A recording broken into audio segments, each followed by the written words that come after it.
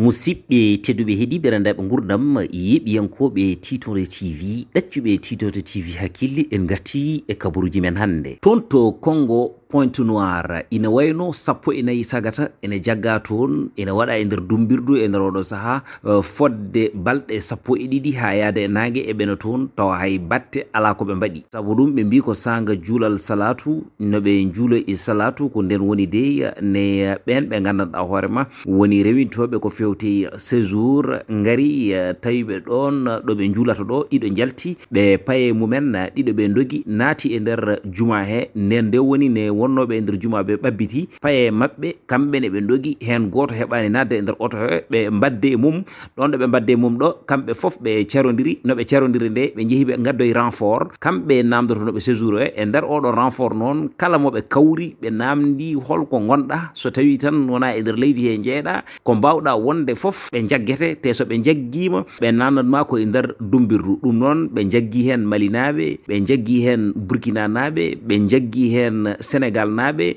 kono noon kamɓe ɓe kolliti wonde so tawi kam consulat ene ƴeewe kamɓe ngala consulat ɓe jogui tan ko inde consulat général ne tawno guila ɗeɗon caɗele mbaɗi kamɓe e koye mabɓe eɓene dognata to banggue consulat ɗo consulat o de wallaniɓe ne foti wallirde ɓe ni kono noon kamɓe ɓe mbi wonde ɓe cikkanno so tawi neɗɗo toɗɗama yo won consulat général wonani ɗon ko ɓiɓɓe leydi mum kono noon ine wayno heddiɓe ɓe fof consulat ji mumen nana daari darde ne poti darade kono noon balɗe 12 ha yaade nangue ene wayno consulat o ɓe jiyani ɗum yettakiɓe ne hannirta ni henna ɗum foof e wade noon kamɓe de eɓene mbiya wonde soɓe dañi oɗo consulat o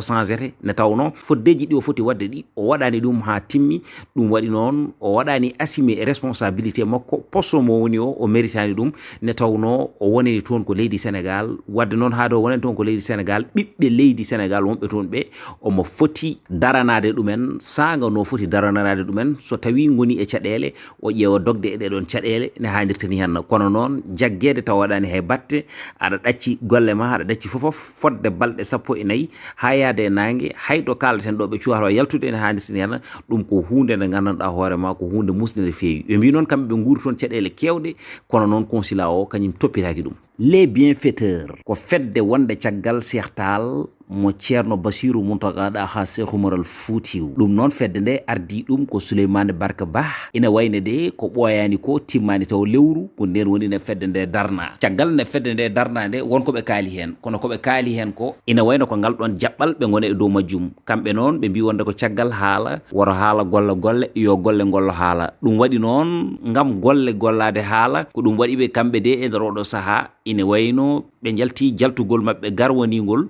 ngam ƴaɓande toon to banlieue ji ɗi ɓe gandanɗa hoorema eɗen gandi ndiyam koko hefti galleji mumen ha hande koɗi koye nder école aji ɓe tindima to Yeumbeul Nord e Yeumbeul Sud e Daara Thioub no ɓe jeehi toon de ɓe tawi ɓesguji ɗi gandanɗa hoorema hay ko ñaami eko jaari ko caɗele e saqqede kanko Cheikh Tall de o darima o wi wonde kanko de mawo dara hen darde nde o foti darade hen nde kamɓe e les bienfaiteurs foof maɓe dar hen ɓe mbaɗa hen foddeji mabɓe ne hannirta ni henna ne tawno ɓeɗo ko fotɓe wallede ndiyam nana hepti galleji mumen so tawi yeeyi ɗumen tan ɓerde ma hecciɗat ɗum noon ko ɗum waɗi ɓe gaddi toon moto pompe uji ko ɓuuri yawde e yaccade ɓe dokkiri ɗumen toon beele ɓen ene mbawa ha joni ruttade e galleji mumen ko ɓuuri yawde e yaccade ne tawno eɗen gandi école aji ɗi nana guddita te udditgol école aji ɗi so tawi woodi sa renaki ɓen mbalata ko boowal ɗum waɗi noon ɓe jogui goɗon miijo ɓe mbi wonde jaltugol mabɓe garwanigol alay saago wonay ɗiɗon banlieue ji woni Yeumbeul Nord Yeumbeul Sud e Daara Thioub ɗum waɗi noon en andi cukko chef de quartier o yalti kañumne aussi holliri hen beelama mum no fewi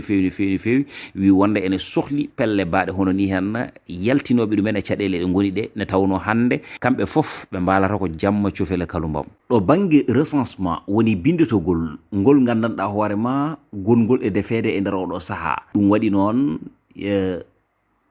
ɗum waɗi noon sukaɓe ɗiɗo ɓe gandanɗa hoorema hande kañumen ɓendi ɗumen tan ko leñol ngol ha joni ene lutti haalde hen ne tawnoɓe eɓe kewi wiide wonde gosaraɗo serta e lawde so lamba gasani joɓɓi gasani ɗum noon ɓe mbi wonde yo yimɓeɓe pamde recensement baɗeteɗo o wona recensement dewɗo lawol ne tawno so tawi wonde ko wayno Fuuta ene waɗane recensement walla ɗo fulɓe ngoni ene mbaɗa recensement ko fulɓe e koye mumen poti nelede toon mbaɗa recensement ne haadirta ñande kono noon so tawi neɗɗo nanowo ɗemgal gongal ari toon nanta ɗemgal ma ngal so tawi ari e nder oɗon tuma waɗete obligé ya haalde mum ɗemgal ngal nanata ngal ɗum waɗi noon hay sino so tawi a wi ɗum wonde nanata tan ko pulaar o windat hen ɗemgal ngal haalde e ma ngal nde tawno hankkadi a haalde mum wiyata wonde ko aɗa nana ngal kono noon ɓe mbi wonde ɓen ɓe gandanɗa hoore ma ko kañumen ngoni ɓiɓɓe leñol ngol yo tinno e ɗemgal ngal sabu ɗum eɗen gandi hande hewɓe koko moɗa e pine janane hewɓe koko moɗa e ɗemɗe janane yontaɓe hewɓe wiyeteɓe wonde ko yontaɓe fonnoɓe farnorade leñol ngol hande parnorto ko ɗemɗe janane en jii ɗumen ɓen ɓe gandanɗa hoore ma kañumen ngoni politicien ji eɓe jeeya e yolɓe ɗemgal ngal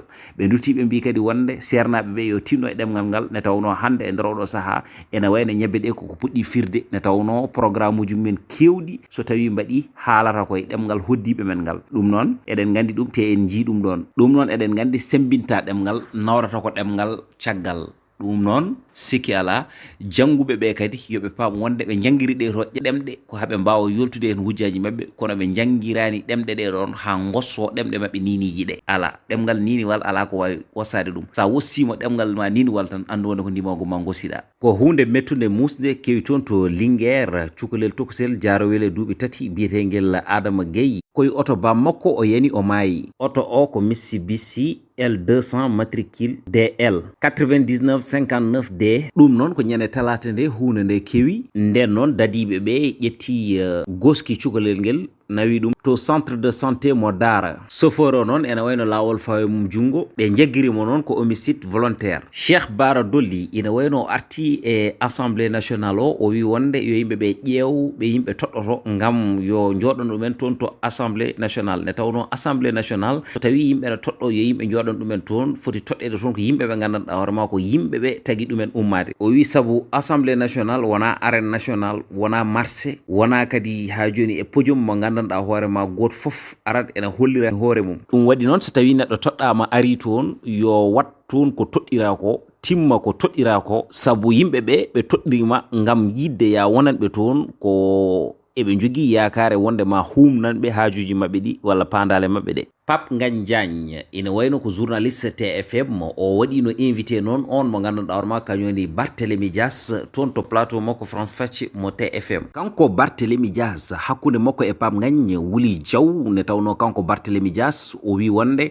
TFM kañum funaki ne tawno puniɗo foti ko ajjade te journaliste kala foti ko funade ne tawno so tawi opposant ji ɗi mbaɗi ko ala e lawol jalton kalon kono kadi so tawi wonde gouvernement o waɗi ko ala e lawol jalton kalon kono noon gouvernement o so waɗi kamɓe ɓe kalata kono so opposant ji mbaɗi ɓe daro tigui rigui ɓe kaala ɗum noon o wi wonde ko kewi assemblée to ko addi ɗum ɗon ko ɗum woni koɓe poti haalde kono noon ko kewi ko so tawi wonde ko ɗum tan woni koɓe kaali kamɓe e koye mabɓe ɓe mburat population Sénégal te kadi ɗum wona ɗum woni ko taknoɓe ummade ne tawno ne wonno hakkude mabɓe e Ablaye Wade nde en jii noɓe darori hen ha hunde nde tengtini ko hono nde ɗon darde noon ɓe ponno continde darade kono noon omo faama ne tawno Youssou Ndour mo gandanɗa hoorema kañoni patron mabɓe woni koye APR TFM ala mo wonani ɗo goɗɗo so wona Macky Sall e gouvernement mum o rutti o wi kanko noon omo yeeɓa jakarlo kono jakarlo mo yeɓata o omo yeeɓa hen Bouba Ndour de ko neɗɗo mo gandanɗa hoorema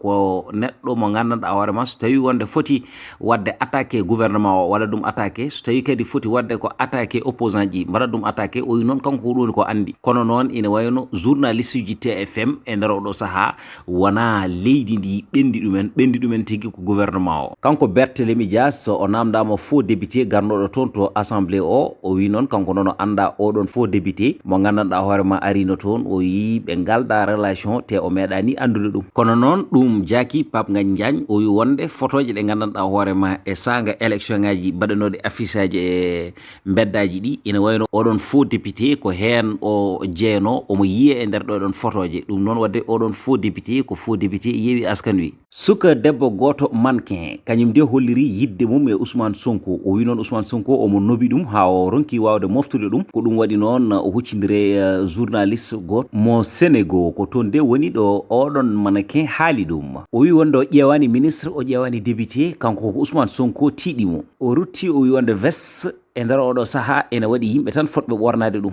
o rutti o wi wonde so tawi hakkille makko woni e politique Ousmane Sonko tagi ne tawno Ousmane Sonko wonko golli e nder politique leydi ndi sabu ɓuri weldemo hen fof Ousmane Sonko waɗi tel sorte ko ha wawi wadde convaincre sukaɓe leydi ndi ha hande sukaɓe ɓe mbawi ƴewde ne Ousmane Sonko yarata e nder politique ni ko ɗum tagi sukaɓe ɓe fof hande ene pari pour jaggande Ousmane Sonko jungo. Imam mo Moustapha Gueye cankiɗo o ina wayno ko samedi o wirnoyte toon to Fouta ko ɗum woni de koɓe kaali e communiqué o mo gandanɗa hoorema ko association imam e ulama mo Sénégal ko kañumen mbaɗi ɗum noon koor makko o ma ummo toon to France ara e aljuma oɗo o wirnete ko ñande samedi toon to Fouta. Moussa Niakhate mo gandanɗa hoorema koye recruté ɗi jeeya ɗum noon omo fuɗɗo o ngam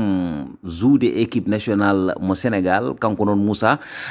ene wayno hay France wiɗinimo jungo kono noon wi wonde gargol makko ɗo hen rewi koye jungo Sadio Mané ne tawno Sadio Mané yeehi hen koyɗe ha tel sorte que kanko o wawi arde pour joude e équipe nationale mo Sénégal. O wi wonde no haalde e Sadio Mané nde o wi ɗum wonde kanko o yiɗi joude koye équipe nationale mo Sénégal ɗum noon ko nden woni ne Sadio Mané heeɗimo haaldoyi ɗum e Aliou Cissé haalani Aliou Cissé ha wawi wadde Aliou Cissé convaincre ko ɗum de saabi kanko on mo gandanɗa hoorema kañum woni Moussa o wawi arde e équipe nationale mo Sénégal o jeeye e ɓen ɓe gandanɗa hoorema kañum woni baroɗe leydi ndi. Bandiraɓe musidɓe tedduɓe heeɗiɓe ko ɗum de wonno kabaruuji garanɗin ɗo hen e nder Titode TV ha gongol kongol wonta gongol e lawol gongol eɗen ñaago mbajjiri e bawɗe mum no wasata ɗum bongol ne tawno haalta ha jofna koye jabanede jeeya tigui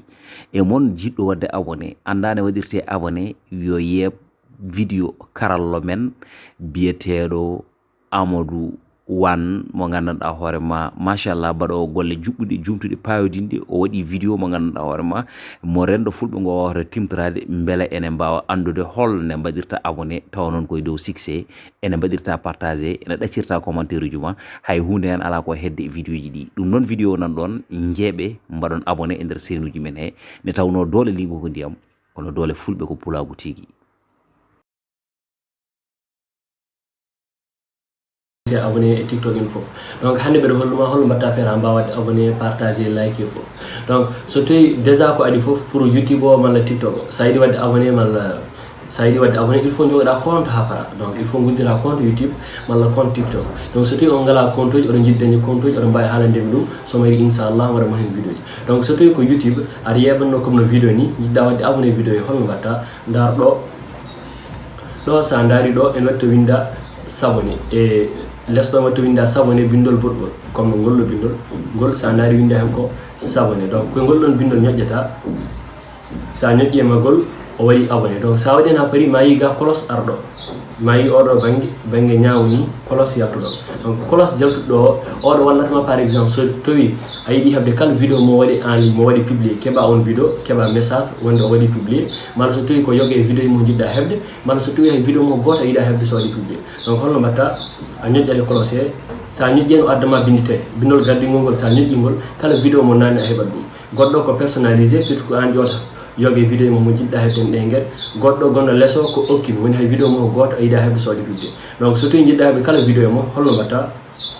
ñoƴƴata koye bindol gardingol ngol to winda tuttuɗo donc hen ñoƴƴata donc sa ñoƴƴi hen hankkadi kala vidéo mo waɗi a yiyat ɗum a heɓat message YouTube neldat message wima o waɗi vidéo donc ɗo ko banggue YouTube o so tawi ko banggue TikTok o holno mbatten